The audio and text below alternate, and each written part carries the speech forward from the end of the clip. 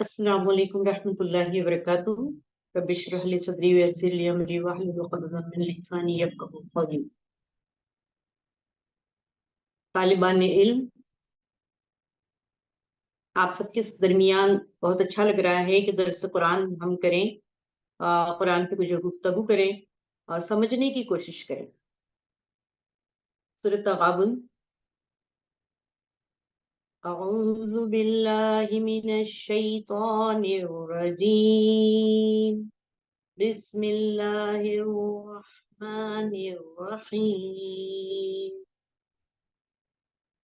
یسبح للہ ما فی السماوات وما فی الارض، لہ الملک ولہ الحمد وہو علی کل شیء قدیر۔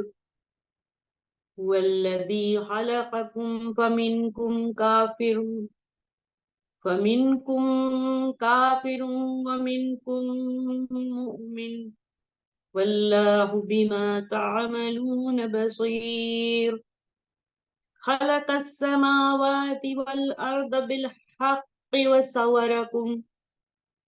وصورکم فاحسن صورکم وإلیہ المصیر۔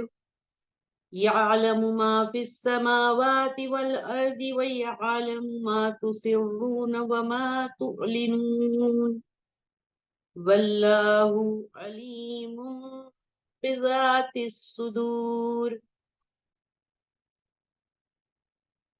ألم يأتكم نبأ الذين كفروا من قبل وذاقوا وبال أمرهم ولهم عذاب عليم۔ صدق اللہ العلی العظیم۔ قرآن پاک کی سورہ تغابن، جو کہ 28ویں پارے میں شامل ہے، 64 نمبر کی سورہ ہے اور آیات اس کے 18 ہیں۔ معزز سامعین و سامعات، مدنی سورہ ہے یہ۔ اس کا ترجمہ میں آپ لوگوں کے سامنے پیش کرتی ہوں، پھر اس کے بعد ہم اس کی تفسیر دیکھیں گے۔ پناہ مانگتی ہوں شیطان مردود سے جو نہایت جو رجم کیا گیا، اور شروع کرتی ہوں اللہ کے نام سے جو نہایت مہربان بہت رحم کرنے والا ہے۔ تمام چیزیں جو آسمانوں اور زمین میں ہیں اللہ کی پاکی بیان کرتی ہیں، اسی کی سلطنت ہے اور اسی کی تعریف ہے، اور وہ ہر چیز پر قادر ہے۔ دوسری آیت کا ترجمہ پیش کر رہی ہوں۔ اسی نے تمہیں پیدا کیا، سو تم میں سے بعضے تو کافر ہیں اور بعض ایمان والے ہیں، اور جو کچھ تم کر رہے ہو اللہ تعالیٰ خوب دیکھ رہا ہے۔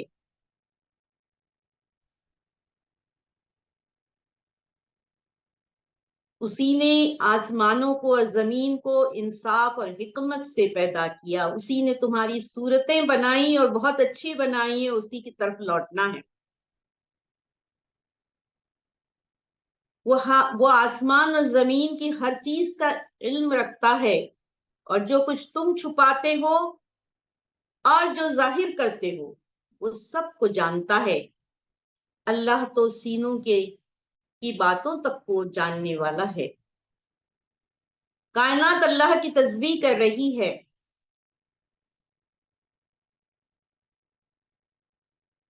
آیت نمبر 4، وہ آسمان اور زمین کی ہر چیز کا علم رکھتا ہے، اور جو کچھ تم چھپاتے ہو اور جو ظاہر کرتے ہو وہ سب کو جانتا ہے۔ اللہ تو سینوں کی باتوں تک کو جاننے والا ہے۔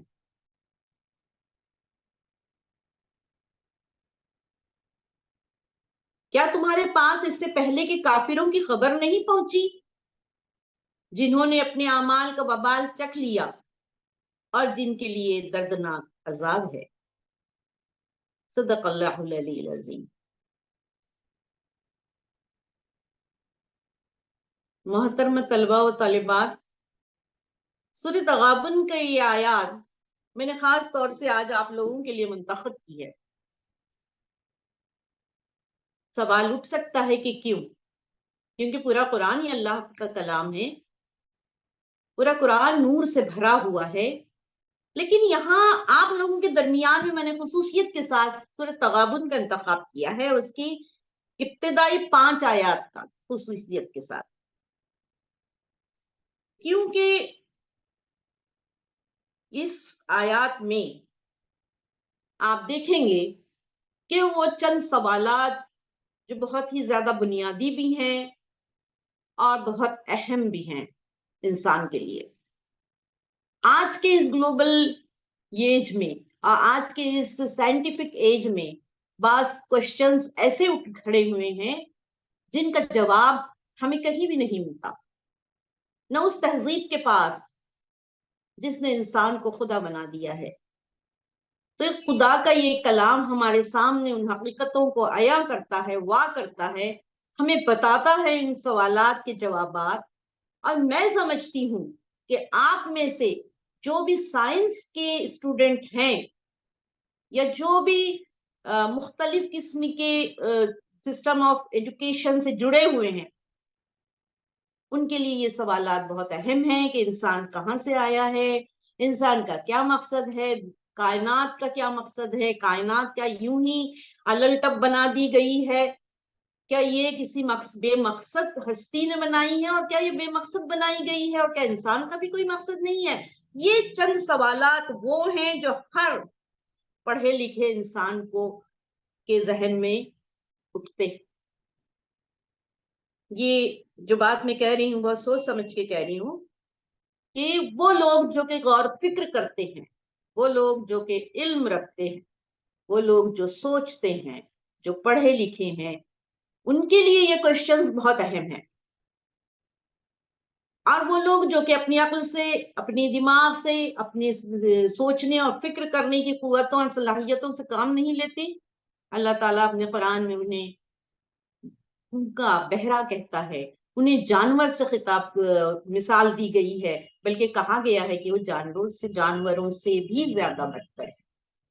یہاں میں اس کی تشریح نہیں کروں گی کہ ایسا کیوں کہا گیا، آپ خود سوچئے، سوچنے کی عادت ہونی چاہیے آپ کو جب آپ طالب علم ہیں، کہ ایسا کیوں اللہ نے کہا کہ آپ جو ہے جانور سے بھی وہ انسان بدتر ہے جو اپنی عقل سے، اپنی غور و فکر کی صلاحیتوں سے کام نہیں لیتا اور سوچتا سمجھتا نہیں ہے۔ تو سب سے پہلی جو آیت میں نے یہاں پڑھی ہے، اس پر غور کرتے ہیں۔ تمام چیزیں جو آسمان اور زمین میں ہے اللہ کی پاکی بیان کرتی ہے۔ یسبح للہ ما فی السماوات و ما فی الارض۔ یہ ایک ایسی آیت ہے جو قرآن میں بار بار دہرائی گئی ہے کہ ہر چیز اللہ کی پاکی بیان کر رہی ہے، ہر چیز اللہ کی تسبیح کر رہی ہے۔ یعنی یہ پوری کائنات اور اس کی ایک ایک چیز، گیلیکسی اور یہاں کے نباتات اور یہاں کے جمادات اور یہاں کے پہاڑ اور پودے اور ہر چیز، یہاں کے جانور، سب اللہ کی تسبیح کر رہے ہیں۔ اور اللہ تعالیٰ نے یہاں خاص طور سے یہ بات بتائی ہے کہ آسمان اور زمین کی تمام چیزیں اللہ کی تسبیح کر رہی ہے۔ یعنی تکوینی اعتبار سے اگر ہم دیکھیں کہ کریشن کے اعتبار سے، پیدائشی اعتبار سے بعض چیزیں جو ہیں وہ اللہ کے حکم کی پابند ہے۔ تسبیح ہی ایک ایسا لفظ ہے اسلام میں جس کو کہ ہم نے سوچنا، جس کو کہ ہم نے سمجھنا، جس کی ڈیفینیشن ہم نے نہیں سمجھی، جس کے بنا پر بہت سارے اشکال پیدا ہو گئے ہیں اسلام میں۔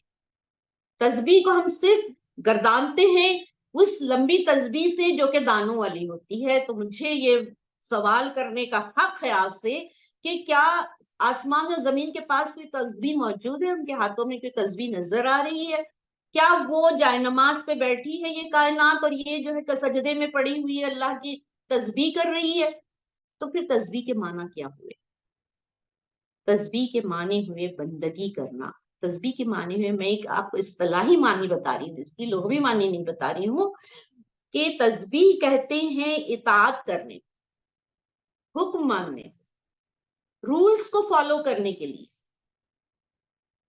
جو قانون پہ اللہ تعالیٰ نے اس کائنات کو پیدا کیا، ذرا غور کیجئے تھوڑا سی دیر کے لیے اس کائنات سے اپنے آپ کو ہٹا کے سوچئے کہ اس پوری کائنات کو جب اللہ تعالیٰ نے پیدا کیا، جس رولز پہ پیدا کیا، جس قانون پہ پیدا کیا، وہ ازل سے لے کر جب سے یہ بنائی گئی ہے اس وقت سے لے کر آج تک، اور یقیناً قیامت تک، کیونکہ اس میں جو ٹینس استعمال کیا گیا ہے وہ مضارع کا ٹینس ہے، جس کے معنی ہے کہ کر رہے ہیں۔ اس میں جو پریزنٹ ٹینس بھی ہے اور اس میں فیوچر ٹینس بھی ہے، تو اس کے معنی ہے کہ کر رہی ہے یہ کائنات تسبیح، اور کرتی رہے گی جب تک یہ دنیا قائم ہے۔ تو زمین اور آسمان اللہ کے احکام کی پابندی کر رہے ہیں، یعنی پوری کائنات جو ہے یہ مسلم ہے، پوری کائنات اسلام کے اوپر پابند ہے۔ جیسے اللہ نے ان کو حکم دیا ویسے ہی کرتے ہیں، وہ کبھی ایسا نہیں کرتے کہ ان کے دل میں یہ آئے سورج صاحب کے کہ میں جو ہے مشرق سے نکلنے کے بجائے آج مغرب سے نکلتا ہوں۔ کیا کوئی جانور جس کی جو غذا ہے وہی وہ کھاتا ہے؟ بکری کو کبھی یہ نہیں سوچتا کہ میں گوشت کھاؤں یا قورمہ کھاؤں یا بریانی کھاؤں، بلکہ جیسے اللہ نے اس کو بنایا ویسے ہی وہ اللہ کے احکام کی پابندی کر رہا ہے، اس کو فالو کر رہی ہے ہر چیز۔ اسی کو یہاں اللہ تعالیٰ نے بیان کیا۔ اور غور کیجیے آپ کہ اللہ تعالیٰ فرماتے ہیں تمام چیزیں جو زمین اور آسمان میں اللہ کی پاکی بیان کرتی ہے، اللہ کی بندگی کرتی ہے، اللہ کی اطاعت کرتی ہے۔ کیوں؟ کیونکہ وہ رب، پوری کائنات کا وہ رب، دیکھیے اس میں بتایا گیا ہے کہ یہ بے خدا پیدا نہیں ہوئی ہے۔ اور اگر آپ سائنس کے اسٹوڈنٹ ہیں تو آپ جانتے ہیں کہ آپ جو بھی ایکسپریمنٹ کرتے ہیں اس میں آپ کو معلوم ہے کہ یہ کائنات میں کتنا توازن ہے اور کس قدر جو ہے یہ اپنے رولز کو فالو کر رہی ہے۔ H2O پانی بنتا ہے، اگر ہائیڈروجن وہاں سے ہٹا دیا جائے، نائٹروجن وہاں پر لگا دیا جائے تو پانی نہیں بنے گا، یعنی فساد پیدا ہو جائے گا، غائب ہو جائے گا پانی دنیا سے۔ اس کے اوپر غور کرنے کی ضرورت ہے، اسی کو تدبر کہتے ہیں، اسی کو کہتے ہیں کہ انسان کو جو عقل دی گئی ہے، انسان کو جو سوچنے کی، سمجھنے کی جو صلاحیت دی گئی ہے، وہ اسے استعمال کرے۔ اور جو اس کو استعمال کرتے ہیں، قرآن انہی کو علم والے کہتا ہے، باقی لوگوں کو جانور کہتا ہے۔ تو معزز طالبات اور طالب علموں، میں آپ کو یہ بات یاد دلاتی ہوں، اگلی آیت اس کی اسی کی سلطنت ہے، یعنی پوری سلطنت اللہ کی ہے، یہاں سرے منہ کسی ایک کا بھی انٹرفیئر نہیں ہے اس کائنات کے اندر، صرف خدا کی بادشاہت ہے۔ اگر خدا کی بادشاہت نہ ہوتی، قرآن خود اپنی زبان میں کہتا ہے اگر دو خدا یہاں ہوتے تو ایک دوسرے لڑتے رہتے آپس میں کہ آج بارش ہوگی، وہ کہتا کہ آج دھوپ نکلے گی، وہ کہے گا کہ آج جو ہے فلاں کو بیمار کرنا ہے، تو کوئی وہ دوسرا کہے گا، دوسرا خدا کہ نہیں اس کو تو صحت چاہیے، میری مرضی یہ ہے۔ تو ہم دیکھتے ہیں کوئی فساد پیدا نہیں ہوتا۔ اگر یہ کائنات ان اصولوں سے، اسلام سے ہٹ جائے تو کیا ہوگا؟ اسلام سے اگر یہ کائنات ان اصولوں کو فالو کرنا چھوڑ دے تو وہی ہوگا جو قرآن بار بار جس کی طرف اشارہ کرے، قیامت برپا ہو جائے گی، فساد برپا ہو جائے گا۔ وہ فساد جو اس سرزمین پہ آج ہم دیکھ رہے ہیں کہ انسان نے جب اللہ کے احکام کو چھوڑ دیا ہے، اللہ کی پابندی چھوڑ دی ہے۔ اللہ تعالیٰ نے قرآن کریم میں فرمایا ان الدین عند اللہ الاسلام، اللہ کے نزدیک تو دین، طریقہ، لائف آف اسٹائل صرف اور صرف اسلام۔ جب کائنات اسلام کے اوپر قائم ہے تو انسان بھی کائنات کا ایک حصہ ہے۔ اب اپنے آپ کو اس میں شامل کیجئے، آپ بھی جو ہے تکوینی اعتبار سے اسے تکوینی لفظ استعمال کرتے ہیں کہ یہ جو ہے بنانے کے اعتبار سے مسلم ہے، اللہ کی احکام کی پابندی کر رہی ہے۔ کیسے؟ ایک کوشچن آپ کے ذہن میں آنا چاہیے، انسان کیسے اللہ کی تکوینی اعتبار سے بندگی کر رہا ہے؟ وہیں سے کھاتے ہیں جہاں سے کھانے کا حکم ہے، وہیں سے دیکھتے ہیں جہاں سے دیکھنے کا جو اپریٹس آپ کو دیکھنے کے لیے دے گئے ہیں، وہیں سے دیکھنے کا حکم ہے، وہیں سے آپ دیکھ رہے ہیں۔ آپ کان سے نہیں دیکھ سکتے، آپ پتھر نہیں کھا سکتے، آپ پیدا ہوتے ہیں تو نیچرل طریقے سے پیدا ہوتے ہیں، آپ جب ملک سک کرتے ہیں تو آپ کو کوئی یونیورسٹی میں بھیج کے پڑھایا نہیں جاتا، وہی خدا کا رول آپ بھی فالو کرتے ہیں۔ لیکن جہاں عقل آ جاتی ہے، جہاں آپ جو ہے بلوغت کے درجے کی طرف بڑھنے لگتے ہیں اور سوچنے اور سمجھنے لگتے ہیں، تو پھر اس کے بعد کیا ہوتا ہے؟ تو کہا گیا کہ تعریف اسی کی کیجیے جو سلطنت کا مالک ہے اور جو ہر چیز پر قادر ہے۔ دوسری آیت میں اللہ تعالیٰ فرماتے ہیں هو الذی خلقکم فمنکم کافر ومنکم مؤمن۔ بتائیں، هو الذی خلقکم، وہی تو ہے جس نے تم کو بھی پیدا کیا۔ ہوا کی ضمیر اللہ تعالیٰ کی طرف لوٹ رہی ہے۔ خلقکم، تم کو بھی اللہ نے ہی پیدا کیا، جیسے اس کائنات کو پیدا کیا، اور یہ کائنات اللہ کی بندگی کرتی ہے، فالو کرتی ہے اللہ کے احکامات کو، اور یہاں کوئی فساد برپا نہیں ہوتا، امن و سکون کے ساتھ اپنا کام کیے جا رہے ہیں لوگ۔ جو بھی جس کی صلاحیت ہے، جو جس کے کام سپرد کیا گیا ہے، وہ اس کام کو بخوبی انجام دے رہا ہے۔ وَمِنْكُمْ کافر وَمِنْكُمْ مومن، تم کو بھی پیدا کیا اسی خدا نے، لیکن تم میں سے کچھ انکار کرتے ہیں اللہ کے احکامات پہ عمل کرنے میں، اور کچھ جو ہیں وہ اس پر ایمان لاتے ہیں، اس کو فالو کرتے ہیں۔ اب یہاں پر دیکھیے آپ، وَمِنْكُمْ کافر وَمِنْكُمْ مومن، پہلے فرمایا کافر، یہ نہیں ہے قرآن میں کوئی لفظ جو آگے پیچھے استعمال ہوا ہے وہ اللہ کی مرضی کے مطابق ہوا ہے۔ ایسا نہیں کہ اللہ تعالیٰ نے بھول کے یہاں کافر پہلے کہہ دیا، بہت زیادہ کافر ہیں، انکار کرنے والے، اور بہت کم ہیں جو مومن ہیں۔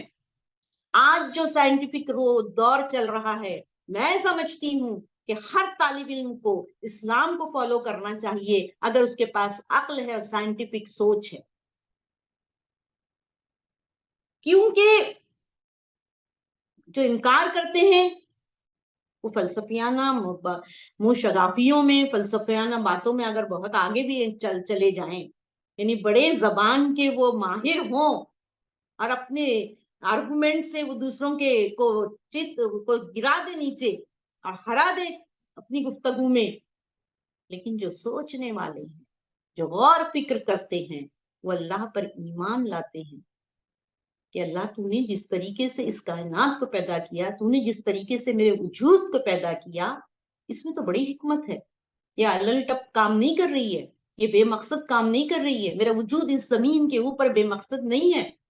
اور آگے دیکھیے کیا کیا اللہ تعالیٰ نے کہا ہے کہ ہم جو ہیں اگر اس پر غور کریں ایک مثبت انسان کی طرح، ایک سوچنے اور سمجھنے والے انسان کی طرح، تو میں سمجھتی ہوں کہ ہم اسلام کے علاوہ کسی بھی قانون کو، کسی بھی طریقے کو پسند نہیں کریں گے، کیونکہ انسان جب شیطان کے راستے پہ چلتا ہے، جب ابلیسی مزاج اس کے اندر، ابلیسی فطرت اس کے اندر اود کر جاتی ہے، اس کے اندر جب بڑھ جاتی ہے، جب وہ اسفل سافلین میں گرنے لگتا ہے وہ انسان،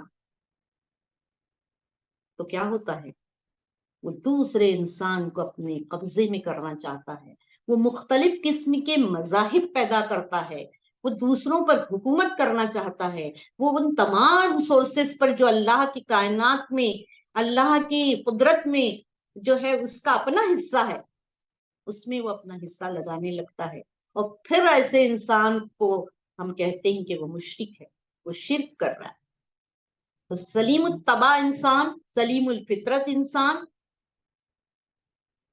جس کو کہ اللہ نے علم والا کہا ہے، وہ کبھی بھی اسلام کے علاوہ کسی بھی قانون کو پسند نہیں کر سکتا، کسی کا غلام نہیں بن سکتا۔ حضرت عمر نے کتنی پیاری بات کہی تھی، اللہ نے تو انسانوں کو آزاد پیدا کیا ہے، وہ کون ہے جو انہیں غلام بنا دیتے ہیں؟ انہیں پہچاننے کی ضرورت ہے۔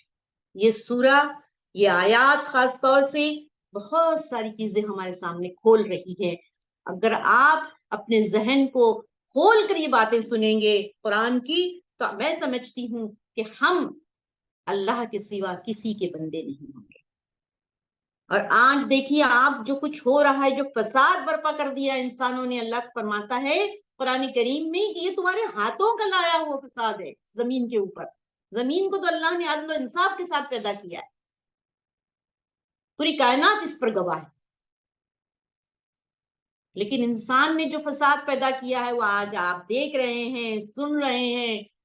جو لوگ شہید ہو رہے ہیں، جو لوگ کٹ رہے ہیں، یہ سب کیا ہے؟ یہ سب فساد ہے، وہی فساد، ابلیسی فساد کہ سلیم فطرت انسان جو ہے جب وہ پیچھے چلنے لگتا ہے ابلیس کے، اس کی عبادت کرنے لگتا ہے، اپنے خدا کو بھول جاتا ہے، خدا کے احکامات سے ہٹ جاتا ہے، تو پھر وہ اپنے خود ساختہ یا پھر وہ ابلیس کے بنائے ہوئے، باطل کے بنائے ہوئے، طاغوت کے بنائے ہوئے اصولوں پر چلنے لگتا ہے، اور پھر وہی ہوتا ہے جو غزہ میں اور اسرائیل میں ہو رہا ہے۔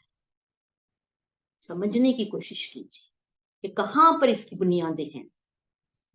پھر اللہ تعالیٰ فرماتا ہے واللہ بما تعملون بصیر، کہ تم میں کافر کو پہلے کہا گیا، کافر بہت ہے، اور ایمان والے بھی ہیں، بعد میں ایمان والوں کے کہا گیا، اور جو کچھ تم کر رہے ہو اللہ تعالیٰ خوب دیکھ رہا ہے۔ یہ مت سمجھو کہ تم جو ہے فالو کر رہے ہو، اگر اپنی مرضی کو فالو کر رہے ہو، اگر آپ ابلیس کی ابلیسیت کو فالو کر رہے ہیں، آپ اپنے زمانے میں چھائے ہوئے ان اصولوں کو جو کہ اللہ کے بجائے بنائے گئے ہیں، تو یہ مت سمجھو کہ تم جو ہے یوں ہی چھوڑ دیے گئے، یوں ہی تم کو پیدا کر کے اللہ بھول گیا ہے۔ ذرا غور کیجئے، دیکھیے اگلی آیت میں خلق السماوات والارض بالحق، اللہ تعالیٰ نے آسمان اور زمین کو حق کے ساتھ پیدا کیا ہے، انصاف کے ساتھ پیدا کیا ہے۔ ایسا کبھی بھی نہیں ہوگا کہ ایمان لانے والے اور کافر دونوں کا انجام ایک ہو ہی نہیں سکتا۔ یہ ایک ایسے خدا سے جو حکمت والا ہے، جو قدرت والا ہے، جو جاننے والا ہے، جو علیم ہے، جو بصیر ہے، جو سمیع ہے، اس سے یہ ہم توقع نہیں رکھ سکتے کہ ہم کو یوں ہی بے وجہ پیدا کیا گیا۔ اور دیکھیے آگے فرمایا وَصَوَّرَكُمْ فَأَحْسَنَ صُوَرَكُمْ، تمہاری شکلیں بنائی اور بہترین بنائی۔ ان انسان کو شکلن بھی اچھا بنایا، 2 پیروں سے چلتا ہے، پیٹ کو زمین سے چپکائے ہوئے نہیں چلتا، بلکہ اتنی اپنے سر کو اونچا رکھتا ہے تاکہ وہ دیکھ سکے آس پاس کیا ہو رہا ہے، کائنات میں کیا ہو رہا ہے۔ پھر اس کے بعد فرمایا کہ بہت ہی خوبصورت بنایا، اور نہ صرف ہماری شکلیں، آج کل ہم صرف شکل کو ہی انسان کہتے ہیں، ہمارے اندر جو سیرت ہے، جو صلاحیتیں ہیں، ان صلاحیتوں کو اگر ہم اسلام کے راستے پہ ڈالیں گے تو یہ صلاحیتیں کہیں سے کہیں پہنچ جائے گی۔ یہ صلاحیت اس سرزمین کے اوپر تمام انسانیت کے اندر امن کو پھیلائے گی۔ کیا ہو گیا ہے اہل ایمان کو؟ کون سا وہ سرا ہے جو آپ کے ہاتھ سے چھوٹ گیا ہے کہ آپ جو اس تڑپتی ہوئی انسانیت کے لیے کوئی ایجاد نہیں کر سکتے جو ان کی مشکلوں کو حل کرے؟ سائنس اور ٹیکنالوجی کو آپ پڑھتے ہیں، لیکن آج صرف جو بھی ریسرچ کر رہے ہیں، جو تحقیقات کر رہے ہیں، جو مسائل کو حل کر رہے ہیں، جن پرابلمز پہ آپ سوچتے ہیں، جن ٹاپکس پہ آپ اپنی ریسرچ کرتے ہیں، وہ ساری کی ساری ان طاقتوں کے مسائل ہیں، یہ اس تیسری دنیا کے مسائل نہیں ہیں۔ سوچئے، اپنے دماغ سے سوچئے۔ اللہ تعالیٰ نے فرمایا کنتم خیر امتی اخرجت للناس تأمرون بالمعروف تنہون عن المنکر، کنتم خیر امتی، تم بہترین امت ہو۔ کیوں؟ کیونکہ تم انسانوں کی خدمت کے لیے پیدا کی گئی۔ ہم نے کتنا اس کو نیرو کر دیا ہے، ہم نے اس آیت کے مضمون کو، اس آیت کے مفہوم کو کتنا تنگ کر دیا ہے۔ ہم سمجھتے ہیں صرف بھلائی پھیلاؤ۔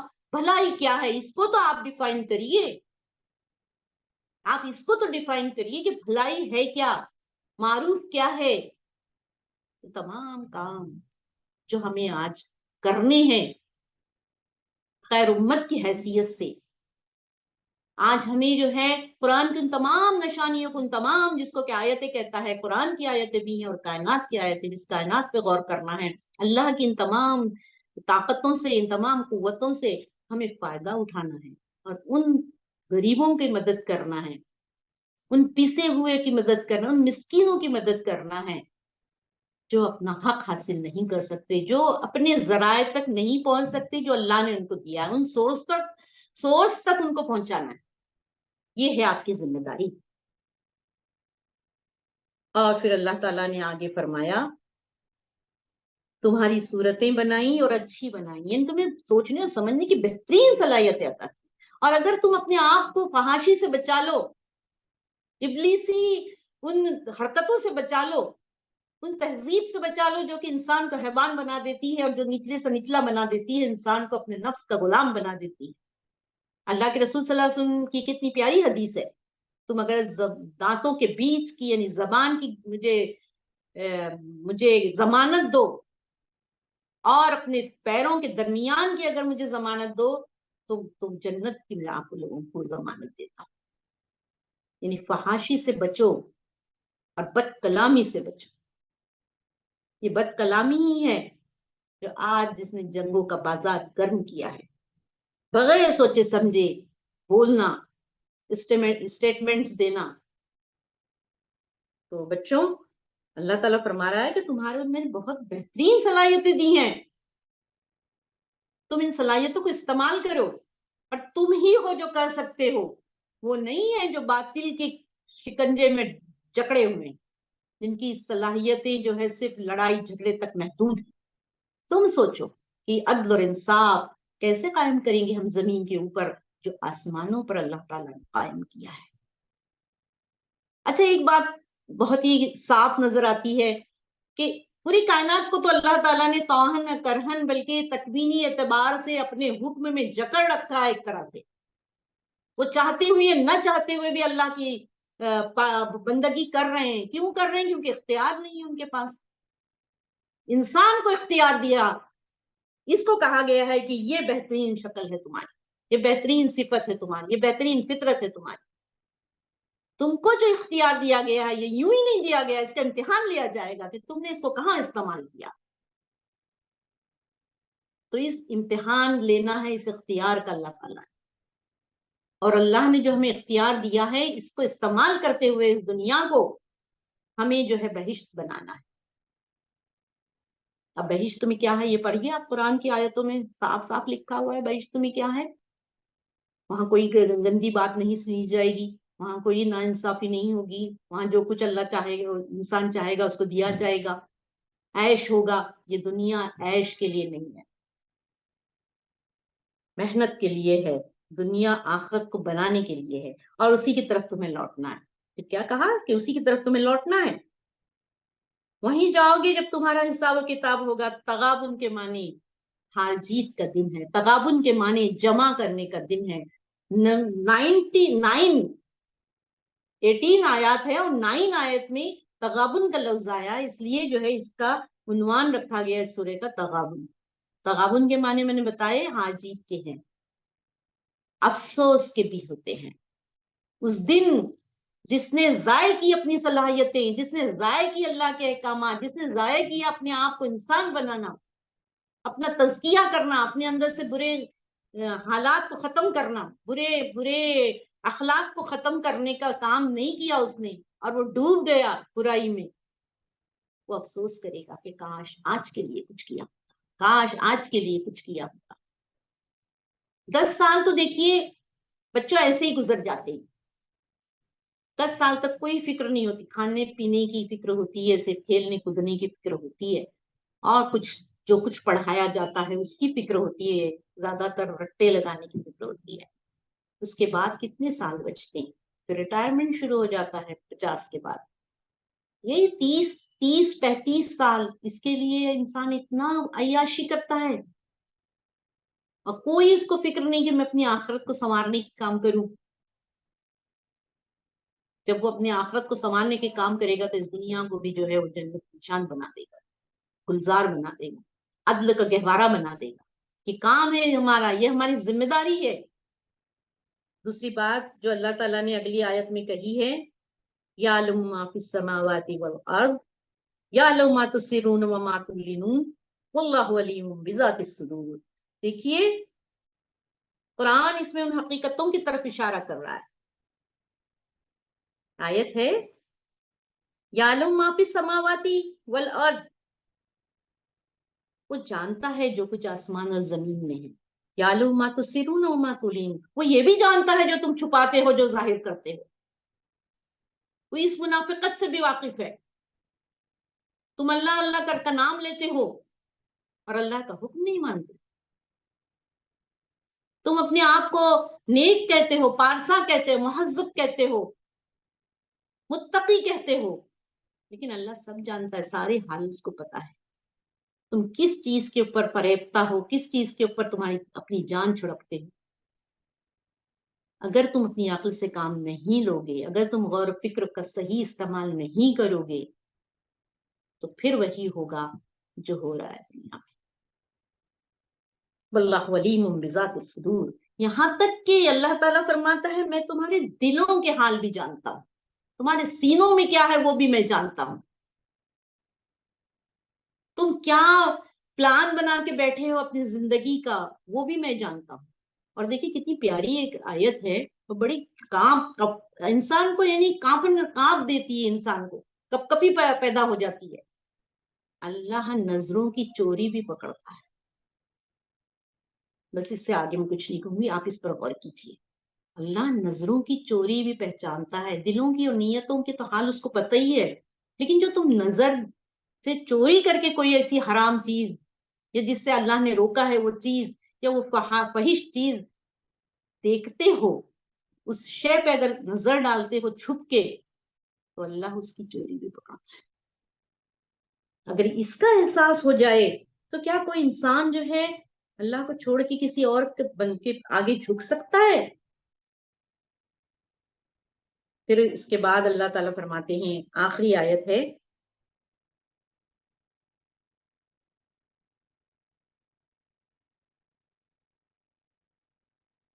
الم یاتکم نبی الذین کفروا من قبل.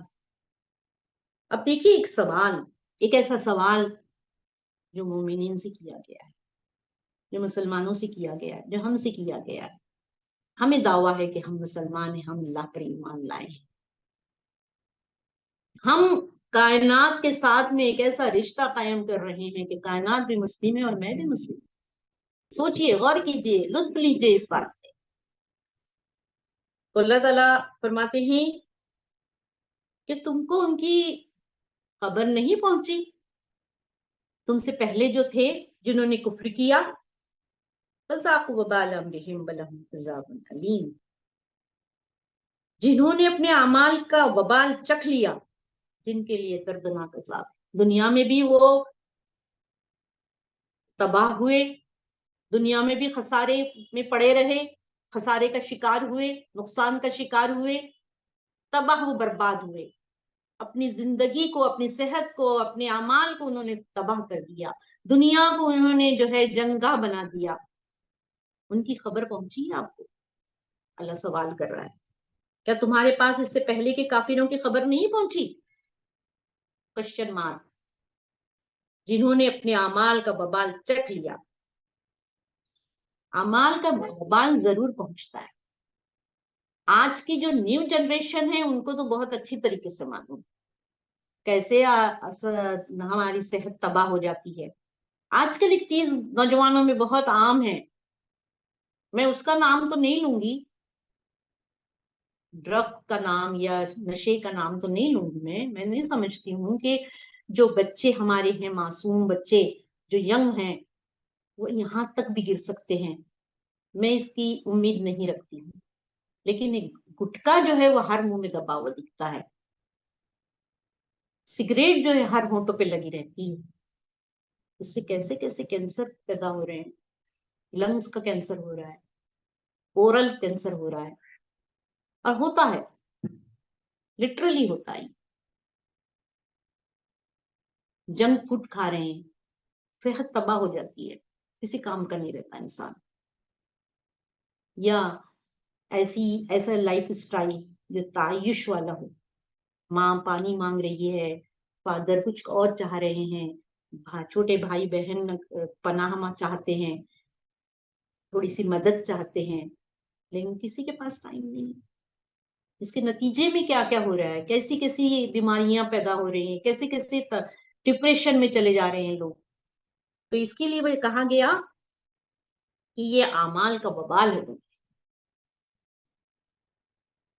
یعنی جب آدمی بدعمالی کرتا ہے تو پھر اس کے بعد جو ہے ضرور ضرور وہ جسمانی, ذہنی, نفسیاتی اور روحانی بیماریوں کا شکار ہو جاتا ہے. پھر آخر میں جو چیز کہی گئی ہے وہ دیکھیے کیا ہے کہ یہ نہ تو یہ کائنات بے مقصد ہے, اس کو یاد رکھیے, نہ آپ کا وجود بے مقصد ہے, بلکہ اپنے, میں یہاں نہیں بتاؤں گی کہ ویسے میں نے زیر الفاظ بتا دیا ہے کہ آپ کا مقصد حیات کیا ہے, اس کائنات کا مقصد حیات کیا ہے, کیوں بنایا ہے اس کو, اتنا بڑا جو اللہ تعالیٰ نے کارخانہ بنا کے کھڑا کر دیا اور آپ کے ہاتھ میں دے دیا, تو کیا اس لیے دیا ہے کہ ایسے ہی چلتا رہے گا اور ایک دن ختم ہو جائے گا؟ کیا اللہ سے ایسی توقع ہم رکھ سکتے ہیں؟ اور وہ لوگ جو یہ کہتے ہیں کہ اللہ تعالیٰ تو اس کائنات کے پیچھے کوئی طاقت نہیں دیکھا جائے گا, بہت سے لوگ یہ کہتے ہیں. لیکن میں آپ کو بتاتی ہوں, جتنے بھی ٹاپ کے سائنسداں ہوئے ہیں دنیا میں, سب نے یہ بات کہی جب انہوں نے دیکھا اس کے نظام کو, جب دیکھا یہاں کے رولز کو کہ کیسے سائنٹیفکلی یہ بنایا گیا ہے, تو انہوں نے کیا بات کہی, اس کائنات کے پیچھے ایک طاقت ہے. توحید کا بھی اقرار کیا اور خدا کا بھی اقرار کیا. لیکن جو نہیں پڑھتے, جو نہیں سوچتے, جو بھیڑ چال میں شامل ہو جاتے ہیں, جیسی دنیا چل رہی ہے ایسے چل رہے ہیں, نہ کچھ سوچتے ہیں کہ کیوں ہو رہا ہے, اس کا کیا اثرات ہونے والے ہیں, قوموں پر کیا اثرات ہونے والے ہیں, نیو جنریشن پر, نسلوں پر, کسی بات کو نہیں سوچتے, وہ ان کو فالو کرتے ہیں. لیکن جو سوچتے سمجھتے علم والے ہیں, ہم آج جس جگہ بیٹھے ہیں ہمارا زوم یہ ہے, ہم یہ سمجھتے ہیں کہ ہم علم والے ہیں. لیکن اللہ فرماتا ہے ان اکرمکم عند اللہ اتقاکم, عزت والا, عظمت والا, انسانیت کی کسوٹی پر اگر ہم پڑھ کے دیکھیں تو کہا کہ متقی جو ہیں, پرہیزگار جو ہیں, اللہ کو فالو کرنے والے جو ہیں اور اللہ کی نافرمانی سے ڈرنے والے جو ہیں, وہی عظیم ہے, وہی صحیح انسان ہے. اور جو ایسا نہیں کرتے دنیا میں تو خسارے میں ہے ہی, دنیا میں تو برباد ہو ہی رہے ہیں. وہ قومیں جن کو اللہ تعالیٰ نے جن پہ ہلاکت نازل کر دی, جن کو اللہ تعالیٰ نے عذاب کا مستحق بنا دیا قیامت تک کے دن کے لیے. ایک استاد سے وہاں کے کسی نے پوچھا کہ ہم یہ دیکھتے ہیں کہ آپ جو ہے اپنے یہاں کے اسٹوڈینٹس کو سب جگہ پوری دنیا میں 100 میں سے 100 پاسنگ مارکس ہیں, یعنی میرٹ ہے, لیکن آپ جو ہیں 100 میں سے 110 پہ پاس کرتے ہیں. تو انہوں نے کہا کہ جی, ہم سب لوگوں سے 10% اپنے بچوں کو آگے دیکھنا چاہتے ہیں. اور ہمارے یہاں کیا ہو رہا ہے, علم کی بنیاد پر. مجھے یہ بتائیے آپ کہ نوبل پرائز کس کو ملا ہے, زیادہ نوبل پرائز؟ اگر آپ کو نہیں معلوم ہے تو گوگل پہ جا کے دیکھیے. آج بینکنگ سودی کاروبار نے پوری معیشت کو اپنی مٹھی میں لے رکھا ہے. آج میڈیا, فیس بک جس پہ آپ بہت زیادہ ایکٹیو ہوتے ہیں, کچھ تو ہوتے ہی ہوں گے, انہی کے ہاتھوں میں. جنک فوڈ, باقی تمام چیزیں جو ہیں, آپ اس کی فہرست سب جانتے ہیں آپ, اس میں سب پہ انہی کا قبضہ ہے. جو 5 طاقتیں میں نے بتائی, برطانیہ, فرانس, رشیا, چائنا, امریکہ, ان کی مائنڈ سیٹ جو ہے وہ یہی قوم ہے. اس لیے آج جو ہے ان کے پیچھے کوئی کھڑا نہیں ہو رہا ہے، ان کے خلاف کوئی کھڑا نہیں ہو رہا ہے. یہ لڑنے کی طاقت ان کے اندر نہیں ہے، یہ تو ویسے ہی قوم ہے بیچاری، لیکن جو بڑی طاقت ہے ان کو سپورٹ کر رہی ہے. پھر اللہ تعالیٰ نے فرمایا کہ یہ مت سمجھو کہ یہ اس طریقے سے کامیاب ہو گئے اور کامیابی کے طور پہ جو ہے یہ پوری دنیا پہ حکومت کر رہے ہیں. یہ مت سوچو، ہونا کیا ہے ان کے ساتھ، دردناک عذاب میں مبتلا کیا جائیں گے آخرت کے. تو اللہ تعالیٰ ہمیں سمجھ عطا کرے. تغابن کی یہ 5 آیتیں جو ہے اس کو آپ پڑھیے گھر جا کے اور غور کیجئے، اپنے لیے وہ طریقہ اپنائیے جو اس کائنات سے ہم آہنگ ہے، جو اس رب کا ہے جس نے اس پوری کائنات کو پیدا کیا. لا محالہ پہنچنا وہیں ہے. ایسا کبھی بھی نہیں ہوگا کہ کوئی مٹی ہو جائے گا ختم ہو جائے گا، ایسا نہیں ہوگا. اس کائنات کو دیکھیے اور اس سے سبق حاصل کیجیے. اگر آپ سائنس کے اسٹوڈنٹ ہیں، اگر آپ پڑھنے والے بچے ہیں، تو یہ چند میں نے آپ کے سامنے آیات پیش کی ہیں. یہ آیات بہت غور طلب آیات ہیں، مجھے بہت پسند ہے. تو آپ بھی جو ہے اس پر سوچئے، غور کیجئے، ایک ایک آیت کے اوپر، ایک ایک لفظ کے اوپر.